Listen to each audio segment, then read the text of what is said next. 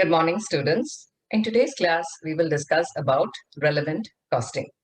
Now, what exactly do you mean by relevant cost? I will explain it with a very simple example. Now, suppose you are a businessman and you want to start a business of cutlets. That is, you want to sell cutlets. What are the expenses that you should consider in this process? This is what we are going to discuss. So, as I said, why do we need relevant costing? Relevant costing is needed for decision making. Now, what was the decision that we were going to take?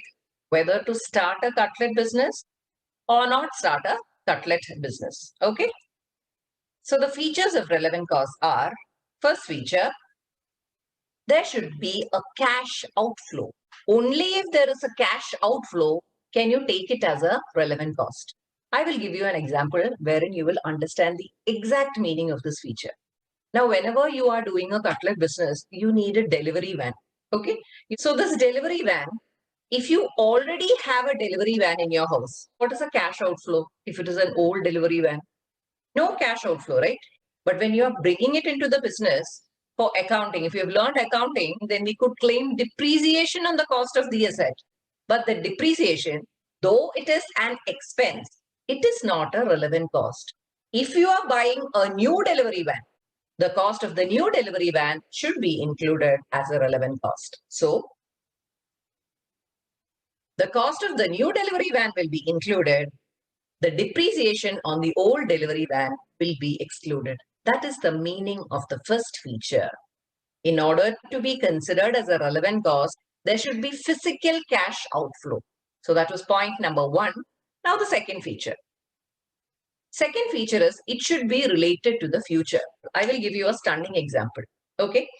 Now for cutlets, what is the raw material that is used for cutlets? Potato, right? Okay. Now, you don't have potatoes with you and you have to buy potatoes from outside to start this new business. The cost of the new raw materials that you have to buy, that is definitely a relevant cost because it is something related to the future.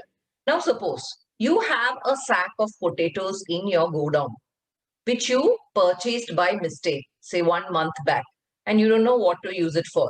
Okay. So that potato, which do not have any other use, you're taking it to the new business and using it. So is that related to the future? No, it is the old stock of raw materials that is lying in the godown without any use. So it is not related to the future. So the stock of potatoes lying in the godown without any other use is not a relevant cost because it is not related to the future.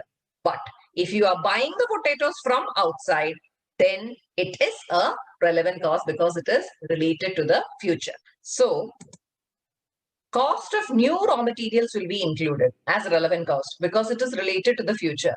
But if you have a sack of potatoes lying in your godown without any other use, then it is not a relevant cost. So cost of old raw materials in the factory with no other use will be excluded. That is, it is not a relevant cost. That was point number two. So relevant cost should be related to the future.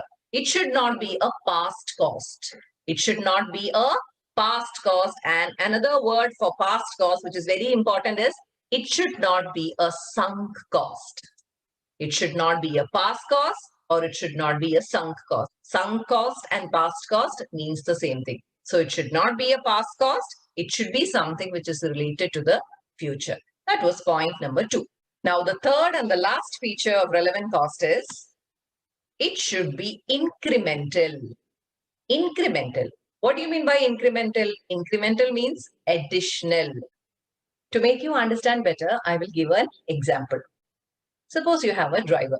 Okay, you already have a driver and you are planning to use the services of this existing driver for the new business that you are going to start. That is a cutlet business. So he will be in charge of the delivery. And you're not going to increase his salary. As such, you're paying him a monthly salary now, and the same salary will be continued even if he works in the cutlet business. Now, such kind of expenses will not be treated as a relevant cost. Now the second situation is if you don't have a driver. If you don't have a driver and if you have to recruit a new driver, then you will have to pay that person's salary. That was not an existing expense. That is a new expense that has been created just because of our decision to start this cutlet business. So the salary of the new driver will be treated as a relevant cost. So new driver salary will be included as part of relevant cost, and old driver salary, if it is an old driver, his salary will not be included as a relevant cost. So those are the three features of relevant costing. It should be a cash outflow, it should be related to the future, and it should be incremental or additional. Opportunity cost. This is also a very important concept. Let's see the definition. Revenue lost from the next best alternative. Now, regarding opportunity cost, continuing with the very same example that I told you, you are starting a cutlet business and you are planning to start it in a flat that you own. Now, if you do not start this cutlet business, then you will let out this flat for rent, which means that you will earn rental income if you do not start the cutlet business. So, if you start the cutlet business, you are going to lose the rental income.